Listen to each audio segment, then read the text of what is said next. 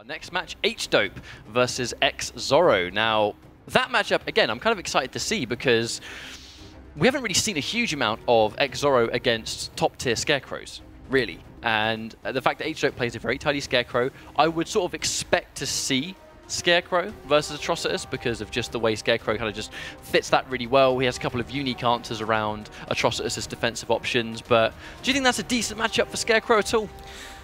I can't really speak much of it post-patch, but I know that it's going to be a clash of two incredibly aggressive characters, right? Scarecrow really thrives on making you block and looping Meteor Burn Fear Wave into various mix-ups, you know, be it grab, be it another button, be it just, you know, chipping you down, be it huge damage if he lands a hit, and long normals to get the job done. Atrocitus does have a similar kind of game plan, only without the command grab. You know, he puts his trait up and he just overwhelms you. He enforces that mix-up game on you. And it's two characters that play in a similar fashion when it comes to just rushdown, right? They really want to enforce their game plan on you. And as is always, when you clash two characters with a similar game plan, you can get someone getting steamrolled, or you can get a completely just brutal back and forth the whole time. So I think it depends on how they play it, because we've actually seen xZoro play against Scarecrow before. We saw him take down Flet earlier on in Path to Pro as well, and he looked very comfortable while doing so, whereas xDope, I mean, Atrocitus is a very popular character, especially in Europe. I think it's fair to say he's probably got his share of Atrocitus experience, but how ready they are for each other, I think, is the important thing. So, Jim, you're a Birmingham boy, as is xZoro. You know him well at this point. How do you expect him to sort of, I guess, like mentally stay composed in this setting? Because I know he's played in tournaments before, and he himself sort of played in versus fighting last year. But when it comes to this kind of tournament, when there's this much on the line, how do you expect him to handle this level of pressure as just a player himself? I think it's going to benefit him that he's playing from home, because I think he feels a lot more confident in that I'm at home and I'm just going to... There's no pressure around me. It's the comfort zone, yeah, right? It's where he plays every day. And that'll make him stick to his game plan. It won't make him second guess himself kind of deal. So Scarecrow, Atrocitus most likely. We've already seen Zoro pick out Supergirl as well today, though, so whether or not we'll actually see Atrocitus, I suppose we'll find out soon. The one factor is that Supergirl didn't really achieve a whole lot, so whether he'll go back to Supergirl... But it didn't look terrible. You know, his Supergirl wasn't looking awful. It was looking a lot more, I suppose, confident than it was, than we expected to see, all things considered. But, I mean, to be fair, Zoro did say, I mean, we obviously, Zoro was at Versus Fighting last week. That's where we all were. And I asked him there, I was like, who do you expect to use? And he was like, you said, I'm thinking about playing Supergirl. I think I could be quite good with the character. And he's clearly set on that path. But starting this off, at the very least, with Atrocitus, is going to get Scarecrow versus Atrocitus as we expected to at least start things off with. So once again, folks, this is an elimination match. Whoever loses this series is out of the Path to Pro. So both players definitely need to make sure they're winning this one. And H-Top's Aquaman looked well decked out in gear, but his Scarecrow is as vanilla as it comes. He has never changed Scarecrow either. He has kept Scarecrow at that base gear loadout. Then again, look at this base Atrocitus. I mean, it's a conflict of default. So though a nice life feed coming out from H-Top already, Scarecrow does hit very hard. Absolutely. I mean, Atrocitus has big damage, but so does Scarecrow, especially when that traumatizes on deck. But that's one thing we don't see H-Dope use. He very rarely uses that sort of like damage over time effect. But Atrocitus is one of those characters that you have to be really careful when going for the traumatized activation, because you can eat a puddle for your troubles in the neutral.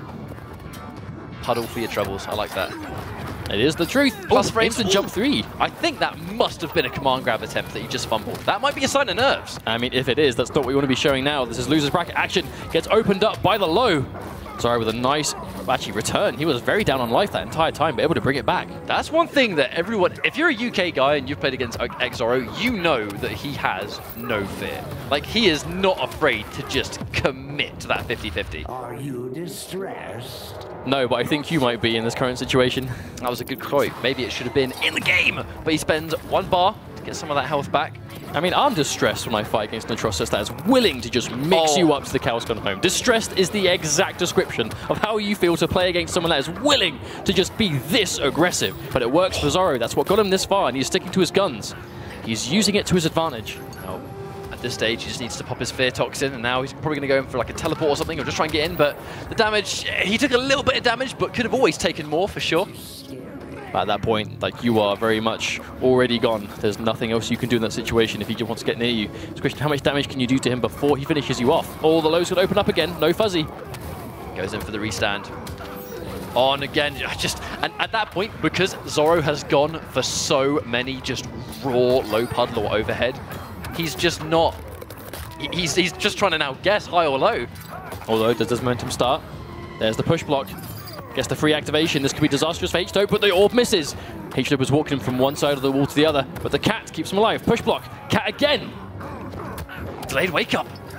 No neutral crouch. That could have been a full combo, but no, he's going to take so much of this. Oh, and the back two is somehow going to catch up there. Didn't expect that to hit at all, but Zoro going to take that game with a lot of meter behind him. He's very comfortable against Scarecrow. That is one thing we've noticed in that. When he doesn't crumble. Yeah, when we have seen him face off against Scarecrow players, he always has done well. I mean, again, notably Flet in particular. Every time we'd fought Flet Scarecrow, he'd done extremely well, and that was the only time we'd really seen him fight off against Scarecrow. But even here against HDope, just knowing what he wants to do, not being overwhelmed too much. And HDope going back into Scarecrow, probably confident that if he can just get a little bit of a better start, maybe get that first hit and have that bar of meter to establish pressure, might be better off for him. Arkham Asylum now going to have access to that background bounce. Both characters can actually get quite a lot off of it, using that meterless launching option, but Scarecrow can hit very hard with it. There we go. There's that jump 3 into raw command grab. For those that may not know, it is a true mix-up between down 1 or string or raw command grab. It is a complete 50-50. And Scarecrow's command grab starts up very fast by command grab standards, and that's why you see it used. He has a lot of plus frames, a lot of ways to keep you blocking. And when you're blocking, a grab will open you up. And that's why we see it be so effective. Nice whiff punish from HDope. That was full a combo. Lovely catch. Like, really nice awareness of spacing. Doesn't get the splash. No! Presses button. That wasn't actually a whiff punish. He just got caught pressing buttons. Oh, good knockdown. To NJP setup. Zoro with the trick. Well, I say the tricky stuff, the stable stuff. Keeping it very clean right now. Down 1 into lift, though. Going to commit. He's going to get the breath. Down 2 into Dexter. We have actually never seen HDope wake up attack at any point. You have to be careful if your opponent has bar. It is one of those single-hitting wake-up attacks, but still, against a character like Atrocitus, you might need to. There's the patience. Ooh, meager punish. I think there's some nerves here. That was command grab. HDope is showing nerves like we've not seen from him before. I have never seen this element of almost like a shakiness. But the thing is, it's not like combo execution problems. It's just doing move problems. HDope is seeming very flustered right now. Zoro didn't capitalize though, so HDope managed to take the round regardless. So him cornered. This is where you need him to be. But he doesn't have any bar. Oh! Forward 2 as soon as the round started. Zoro knew exactly what he wanted to do. Now, look at the difference in bar. Blocks in time, no forward.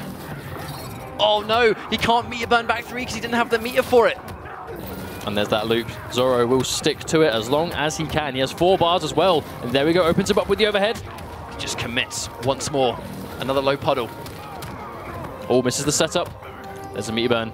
And again, HDope's just willingness to just wake up normally without an attack is actually saving him in some of these situations. Normally it's very dangerous versus a character like Atrocitus, but he's sticking to this defensive style. 512, I mean, Scarecrow's damage output is insanely strong. Now there's the push block. Trade a bar for a bar. After a push block, you get that cat back for free.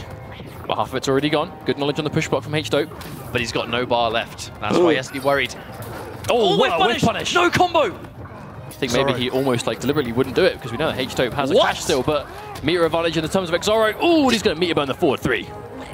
Did I just see Fear Wave down 1 when meter burn was activated? Did he just do Fear Wave late there? I'm not sure. I hope if our replay person listening replay that, I want to see that again. I might have just had a moment of not paying attention, but I'm fairly certain I saw down 1 in between Fear Wave because it must just come out late. He must have just activated it late. HDope now on the back foot. 1 character left to keep him alive in Path to Pro. Who is the character that he's going to be keeping himself in this tournament with? He has 1 more match to go. Is he considering Superman? Does he play Superman? I know his brother K-Top plays Superman, so it's likely that if you live locally with a friend of yours or a brother, you can always learn that character because you've got that person in the flesh ready to teach you exactly what you need to know, and he's going to bet it all on Superman. I did not expect this. It is a risk, betting it on a character we've not seen him play before. But I mean, Superman isn't the hardest character in the game to play, but at the same time, to play it at an effective level to beat someone that has basically 2-0 up on you right now, this is a big gamble to risk it on a character that I don't know if HDope actually plays. Well, we'll soon see. This could be the final match that we see HDope in for this Path to Pro. Into Nair forward dash 2, you can see the desire that HDope has just to get that first hit. Now there's the immediate challenge, ready for the overhead block, and he punished accordingly, but no, gets hit by the low. I mean, the second Dexter is out. Even if an option is easier to deal with, Dexter will still challenge that. That's going to be a full punish coming out from HDope. 430, very respectable. There's a full whiff punish though. Seeing that 4-2 out of range. Easy whiff punish for xZoro. Here comes Dexter. Oh, this is the Atrocitus that is ever so dangerous. Oh, the orb's gonna hit. It's gonna give him a freeway in. But the cat is now gone. I think the shield disappeared, right? Oh no, just pressing buttons. Kind of looks like xZoro's just frozen up completely. Full combo. Is he gonna meet burn this? Oh, it doesn't. Wait! It doesn't connect. Near the corner, sometimes that can whiff, but it doesn't seem to punish him too heavily. Zoro is indeed on match point. Armor breaking properties coming in. Oh my god, what a sequence from Zoro to catch that. The shield just to absorb the laser into a full punish. It's a shame he dropped the combo. I'm just actually, I don't know whether the Superman pick was the right pick for the job, because Atrocitus does have so many universal answers out of what Superman wants to do. And Zoro clearly very comfortable with this pick. The unblockable barrels, he still has one left. Another one comes through. He does have super, but I don't think that's going to help him. Oh, down one to lift. Zoro is just throwing out everything, and it's working. Another good punish. H-Tope only has one bar and trait left to go, though. H-Tope can make this work. This is Superman, but it's going to be so difficult. Walks into a punch flow, isn't even clashing. I think H-Tope has accepted his fate, and xZoro will be advancing through the losers bracket over H-Tope and Path to Pro lower bracket side. It looked to me like H-Tope just checked out at the end there and went, I can't win in this scenario. And really, we said at the very beginning of this tournament that xZoro has no fear. He knows it's unsafe, but in a high-stress situation, he will put you in that scenario to just, you've got to guess. If you clearly can't fuzzy that, or block it correctly, you're going to have to guess it, and I'm going to put you in that situation. And the very second of the first game, we saw xZoro commit to that unsafe option, I think that stayed in H-Tope's mind throughout the rest of the set. Because the second, every time there was a forward two blocked, it was, well, he's just going to make me guess here. You know, it's a very stressful scenario to get put under, but what do you guys think of that game plan? Clearly it worked out. I think it's very snowball heavy, right? If you get that style to work early and you really get in your opponent's head and you show them that, yes, this is unsafe, but I am willing to do it, I don't care. You have to fuzzy this, you have to block it properly, because if you don't, I am just going to keep you in this blender and keep you stressed out. If you successfully stress your opponent out there and really distress your opponent, I mean, it is so hard to come back from the situation, especially when they start to get that snowball rolling more and more and more and more. And they just begin to get braver and braver until all of a sudden you just don't know what to do about it. If you're in that situation, Jim, what do you do about it?